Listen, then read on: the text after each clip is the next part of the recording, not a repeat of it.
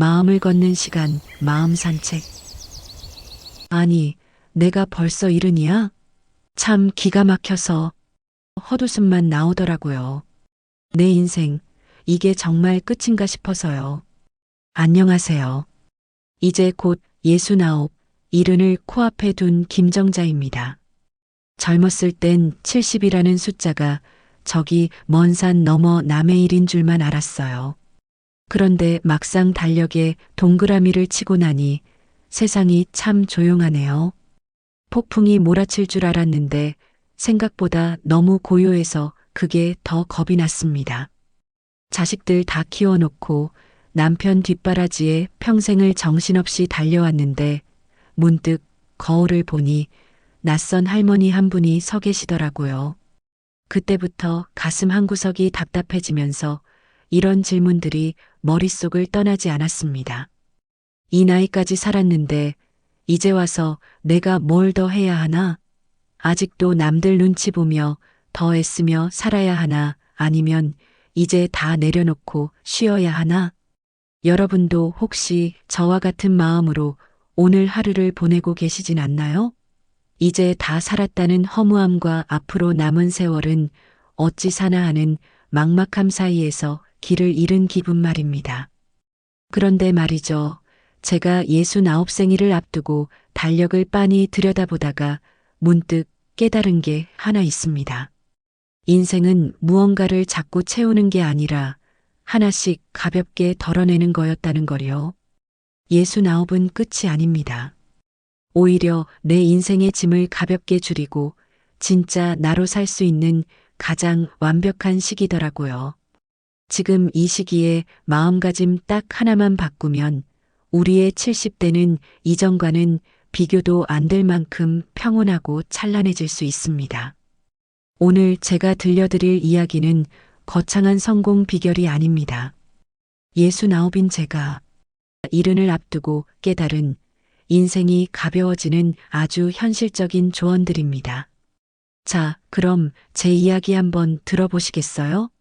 우리가 왜 지금 이 69이라는 숫자에 주목해야 하는지 그 이유부터 차근차근 말씀드려 볼게요. 사실 환갑을 지나 60 초반까지만 해도 우리는 여전히 바쁘게 삽니다.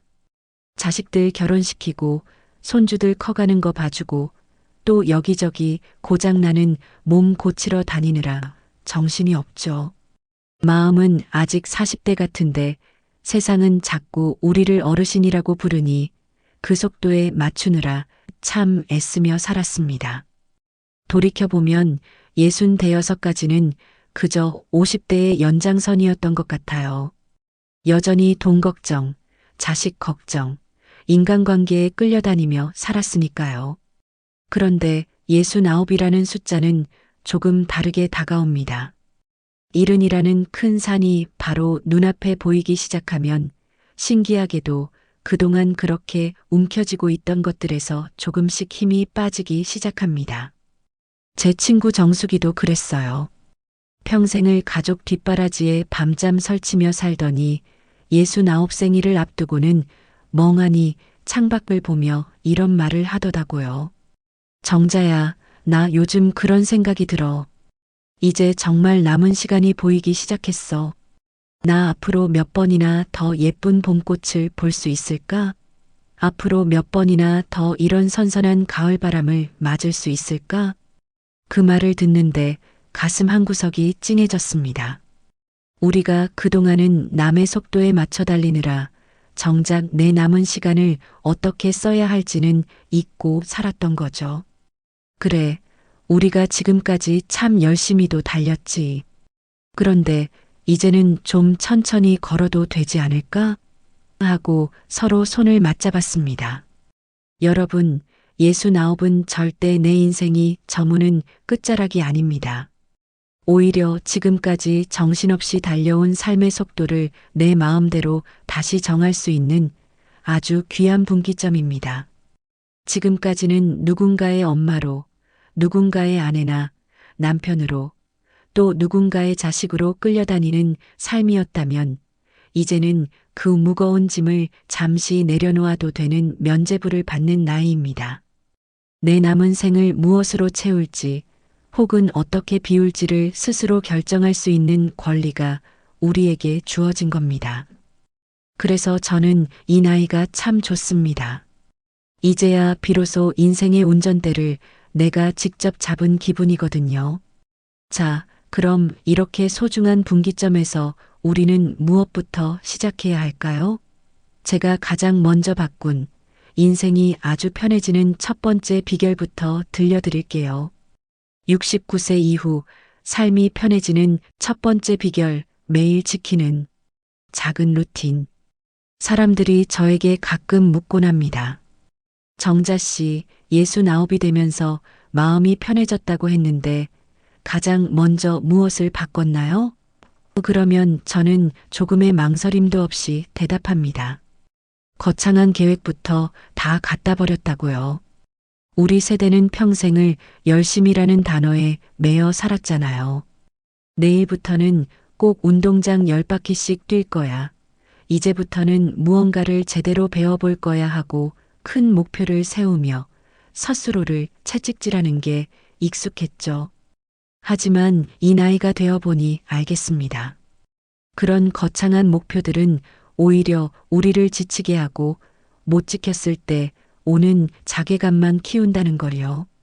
몸은 예전 같지 않은데 마음만 앞서니 결국 에휴, 내 팔자에 무슨 하고 포기하게 되는 겁니다. 그래서 제가 69살에 가장 먼저 시작한 건 남들이 보기엔 아주 작고 사소한 것들이었습니다. 바로 나만의 작은 루틴을 만드는 일이었죠. 일단 저는 아침에 눈 뜨는 시간부터 정했습니다. 예전처럼 자식들 아침 차려주려고 억지로 일어나는 게 아니라 오로지 나를 위해 일정한 시간에 일어납니다. 눈을 뜨면 가만히 누워 정자야, 오늘도 잘 일어났다 하고 제 이름을 한번 불러줍니다. 그리고 기지개를 천천히 켜고 물 한 잔을 마신 뒤 운동화 끈을 묶고 집 앞 공원을 딱 30분만 걷습니다. 처음 산책을 시작했을 땐 이게 무슨 큰 변화를 주겠어? 싶었습니다. 그런데 공원을 천천히 걷다 보면 평소에 못 보던 것들이 보이기 시작하더라고요. 이른 아침의 서늘한 공기, 발바닥에 닿는 단단한 흙의 감촉, 그리고 나뭇잎 사이로 비치는 햇살 같은 것들이요. 그럴 때면 복잡했던 머릿속이 참 맑아집니다. 아, 오늘도 내가 내 힘으로 온전한 하루를 시작했구나 하는 안도감이 차오릅니다. 이건 살을 빼기 위한 운동이 아니라 내 마음의 중심을 잡는 의식이었던 셈이죠. 산책을 마치고 돌아와서는 간단하게 스트레칭을 하고 식탁에 앉아 수첩을 펴니다. 그리고 오늘 하루 감사한 일 딱 한 줄을 적습니다. 대단한 게 아닙니다. 오늘 아침 커피가 유난히 향긋했다. 길에서 만난 강아지가 나를 보고 꼬리를 흔들어 주더라 같은 사소한 것들이에요. 그런데 신기하죠. 이렇게 적고 나면 내 하루가 꽤 괜찮은 것들로 채워져 있다는 착각이 들 만큼 기분이 좋아집니다. 여러분, 우리 나이에는 무언가를 이루어내는 성취감보다 무너지지 않는 하루가 훨씬 더 소중합니다. 자식들 전화 오기만 기다리고 하루 종일 텔레비전 앞에 앉아 있다 보면 어느 순간 내 삶이 정처 없이 떠내려가는 기분이 들 때가 있잖아요. 그 공허함이 무서운 겁니다. 그럴 때 이 작은 루틴들이 우리 삶을 꽉 붙들어주는 닻이 되어줍니다. 큰 목표는 어깨를 무겁게 하지만 작은 규칙은 삶을 단단하게 만듭니다. 몸이 조금 피곤한 날에도 정해진 시간에 일어나 걷고 무언가를 기록하는 그 짧은 행동들이 우리 몸보다 마음을 먼저 안정시켜 주거든요. 나 아직 괜찮네. 나 여전히 내 하루를 내 뜻대로 잘 꾸려가고 있네 하는 자신감은 누가 주는 게 아니라 이런 사소한 반복에서 나오는 겁니다. 인생이 가벼워지려면 내 하루부터 단정해져야 합니다. 여러분도 오늘부터 거창한 계획은 다 내려놓으세요. 대신 딱 10분만이라도 나를 위해 기분 좋게 할 수 있는 여러분만의 작은 습관 하나를 꼭 만들어 보셨으면 좋겠습니다. 자, 이렇게 내 하루의 리듬을 찾고 마음이 조금 단단해졌다면 그 다음엔 무엇을 채우면 좋을까요? 이제는 지루할 틈 없이 세상을 다시 재미있게 바라보는 법에 대해 이야기해 보겠습니다. 두 번째 비결, 배움과 취미를 의무가 아니라 놀이처럼 즐겨라. 이렇게 나만의 작은 루틴으로 하루의 뼈대를 세우고 나면 그 안을 무엇으로 채울지가 고민되기 시작합니다. 사실 우리 나이가 되면 가장 많이 듣는 소리 중 하나가 배워야 산다는 말이죠. 치매 예방을 위해서라도 시대에 뒤떨어지지 않기 위해서라도 끊임없이 무언가를 배우라는 조언들 말입니다. 그런데 솔직히 말씀드리면 저는 69이 되기 전까지 배운다는 말이 참 부담스러웠습니다. 이제 와서 배워서 어디에 쓰나 금방 까먹을 텐데 남사스럽게 뭘 또 시작하나 싶은 마음이 컸거든요. 우리 세대에게 배움이란 늘 자격증을 따거나 남들보다 잘해서 성과를 내야 하는 숙제 같은 것이었으니까요. 그래서 저는 69살이 되면서 목표를 아예 바꿔버렸습니다. 잘하려고 애쓰지 말고 그저 재미있게 놀아보자고요. 배움이라는 딱딱한 단어 대신 놀이라는 옷을 입혀준 겁니다. 제 친구 하나는 요즘 텃밭 가꾸는 재미에 푹 빠졌습니다. 예전 같으면 이왕 하는 거 수확물도 많아야 하고 남들도 좀 나눠줘야지 하며 기를 쓰고 덤볐을 텐데 이제는 생각이 달라졌답니다. 정자야, 나는 그냥 흙 만지는 게 좋아. 씨앗 심어놓고 며칠 뒤에 싹이 쏙 올라오는 걸 보면 그렇게 신기할 수가 없어. 잘 자라면 먹는 거고 아니면 그냥 구경하는 거지 뭐. 이 말을 듣는데 무릎을 탁 쳤습니다. 맞아요. 우리 나이의 배움은 이래야 합니다. 책을 읽어도 한 권을 다 끝내야 한다는 강박을 버리고 그냥 손에 잡히는 대로 몇 쪽 읽다가 덮어도 괜찮습니다. 유튜브로 내 관심사를 찾아보는 것도 공부라고 생각하면 머리 아프지만 세상 구경한다고 생각하면 그렇게 즐거울 수가 없죠. 요즘은 온라인 강좌도 참 많잖아요. 그걸 꼭 마스터하겠다는 생각 대신 요즘 젊은 애들은 이런 걸 하나 보내 하며 구경만 해도 충분합니다. 여러분, 69 이후의 배움은 성공을 위한 도구가 아닙니다. 그건 단지 우리 뇌와 마음에 기분 좋은 자극을 주기 위한 선물입니다. 무언가에 호기심을 갖고 눈을 반짝이는 그 순간 우리 몸의 세포가 다시 깨어나는 기분을 느껴보셨나요? 잘하고 못하고는 전혀 중요하지 않습니다.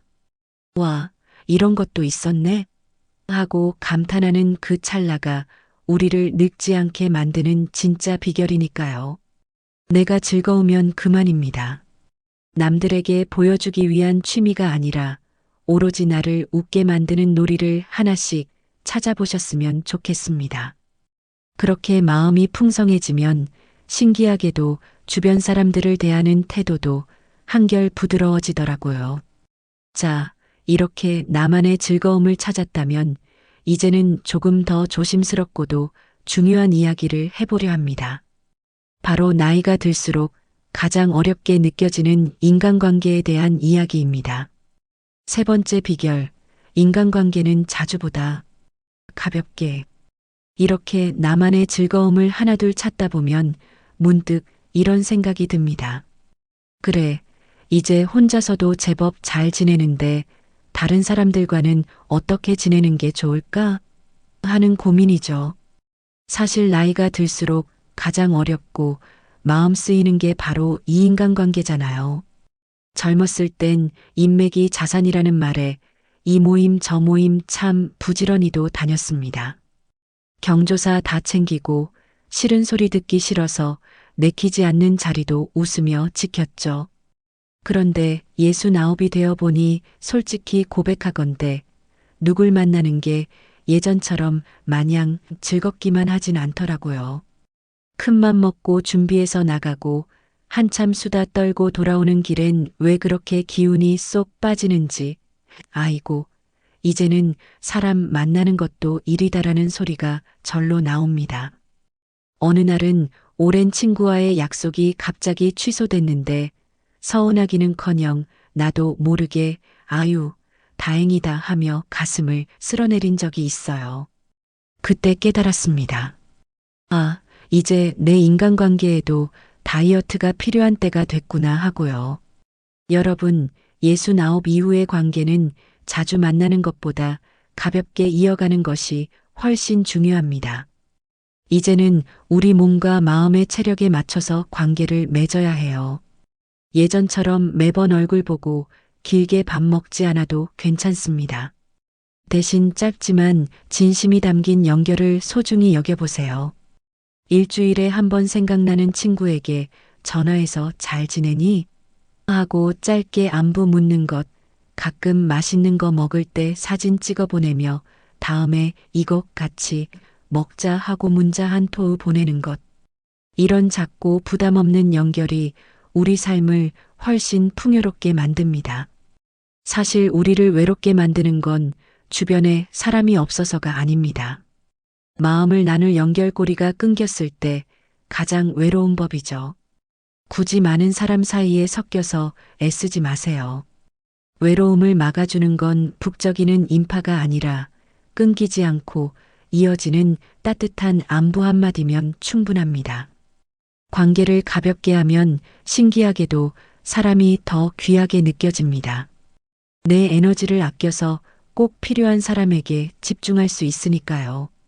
미안해, 오늘은 좀 쉬고 싶네라고 솔직하게 말해도 이해해 줄 수 있는 사람, 그런 편안한 관계 몇 명만 곁에 두어도 우리의 70대는 결코 외롭지 않을 겁니다. 이렇게 사람 사이의 짐을 덜어내고 나면 또 하나 우리 마음을 무겁게 누르는 숙제가 보입니다. 바로 노후의 현실적인 문제, 돈에 관한 이야기입니다.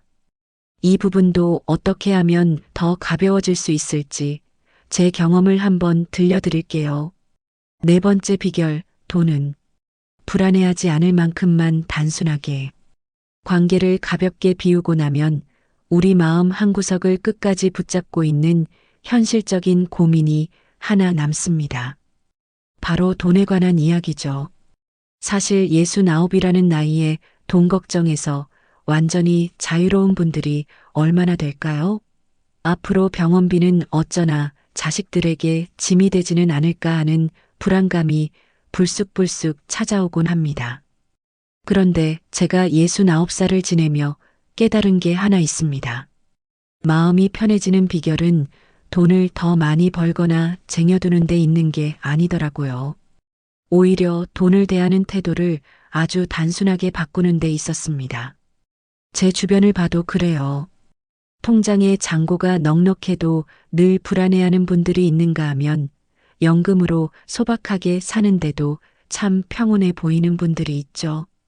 그 차이가 뭘까 곰곰이 생각해 보니 결국 쓸 것을 줄이니까 마음이 먼저 편해졌다는 정답이 나오더라고요. 저 역시 69이 되면서 가장 먼저 제 생활비를 단순하게 정리해 봤습니다. 그동안 남들 눈치 보느라 썼던 품위 유지비, 없어도 사는데 지장 없는 불필요한 소비들부터 하나씩 걷어냈습니다.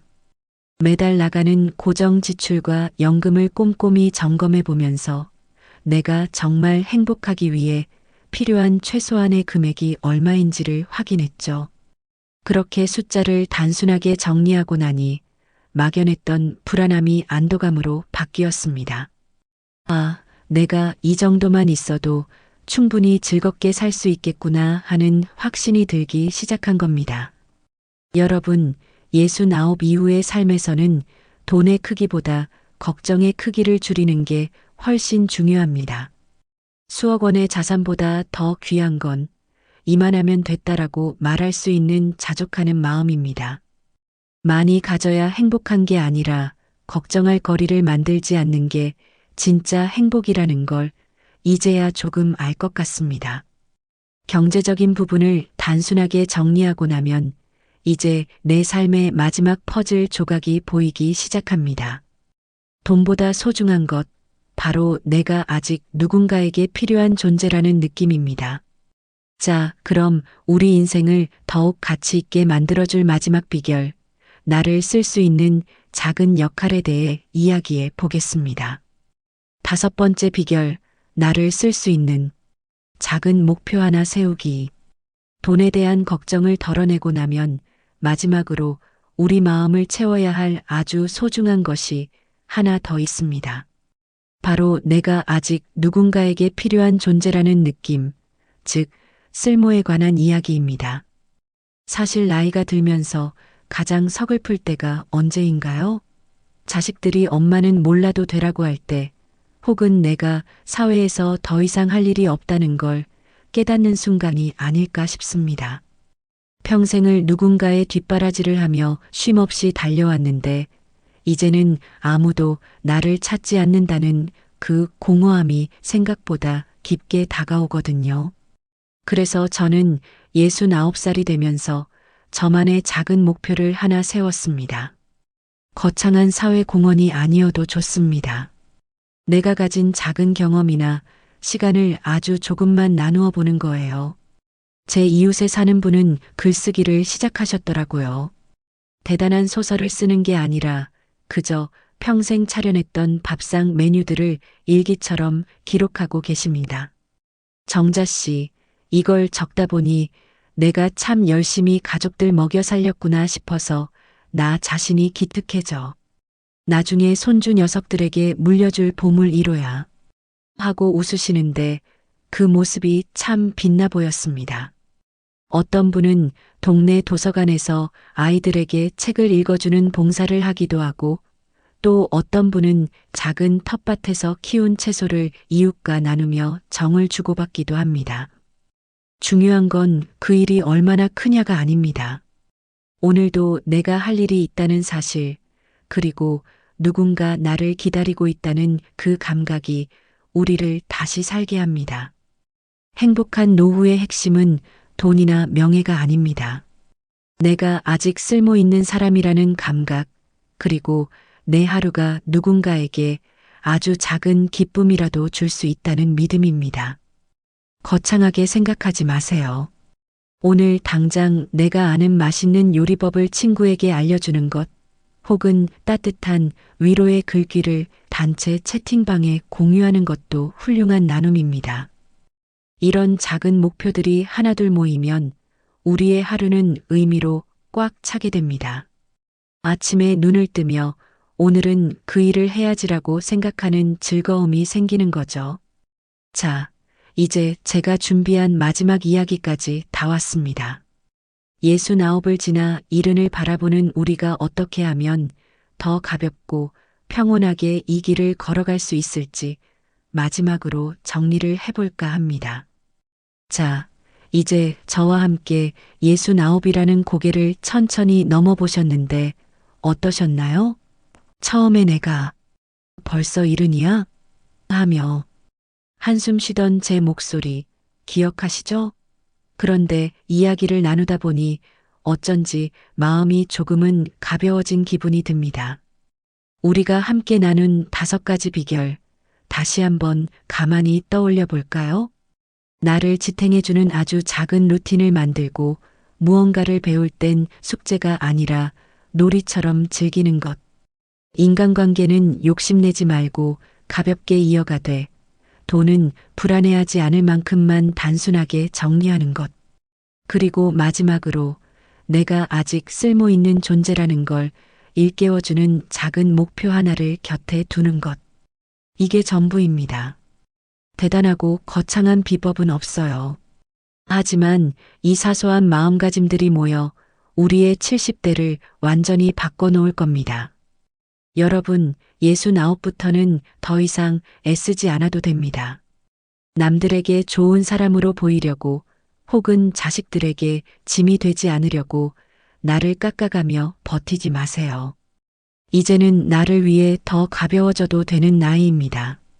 무거운 짐은 내려놓고 그 빈자리를 오로지 나만의 평온함으로 채우셨으면 좋겠습니다.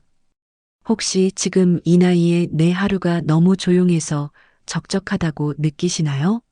아무도 나를 찾지 않네 하며 외로워하지 마세요. 그 고요함은 공허가 아니라 당신의 인생이 그만큼 잘 정리되었다는 증거입니다. 시끄럽고 복잡했던 세월을 잘 지나온 당신에게 주어진 가장 귀한 선물인 셈이죠. 오늘 제 이야기가 이른을 앞둔 여러분의 마음에 작은 위로와 용기가 되었기를 바랍니다.